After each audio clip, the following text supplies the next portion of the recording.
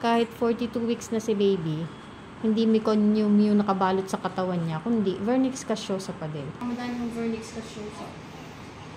Tama ko, cervix. So, may labor po tayo ngayon. Si ate po ay 42 weeks AOG. So, kanya po, 42 weeks. Di ba ang due date mo ay December 4, ano? December 4. So, ngayon pa lang siya mga anak. So, 42 weeks na po siya. At malapit na po yung sickness. So, may mga, ngayon na lang ulit ako naka-encounter ng 42 weeks.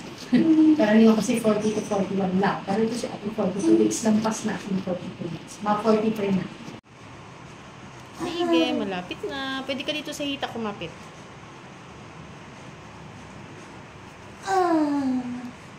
Okay lang magpa-utay-utay ng ere. Kasi nandito naman na yung ulo. Hiyang malalim pag walang hila. Yan, para kang sisipol. Higop sa ilong, labas sa bibig.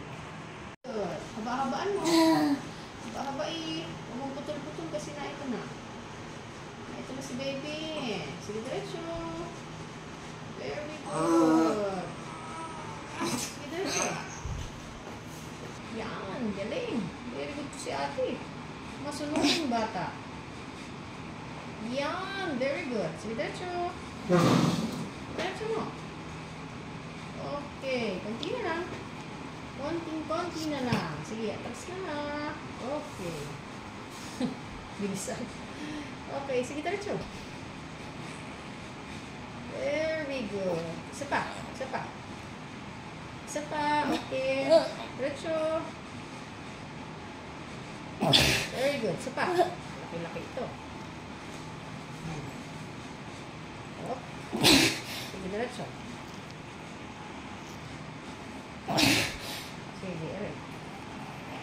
Huwag ka na umire. Relax na, relax, relax. Okay na, huwag ka na umire. Okay, thank you, Lord. Baby boy. 10, kita ako. 10:35. Ang naglabas, eh. Thank you, Lord. Pero ma-vernix pa rin siya. Ha? Ma-vernix pa. Ma-vernix pa kahit 42 weeks. 42 weeks na po siya mga ka-cervix sa ultrasound. Kasi December 4. Pag-ibig akong due. Paloob. Pag si driver. 42 weeks na madami pang vernix. Hindi pa rin siya meconium. Ultrasound. Madami ng vernix caseosa. Thank you, Lord. At nakaraos na si Mami.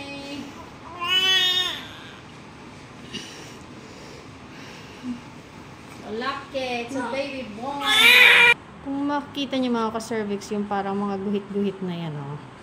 Parang mga dukal-dukal. O parang, ano to, bako-bako. Diyan sa balat ni baby.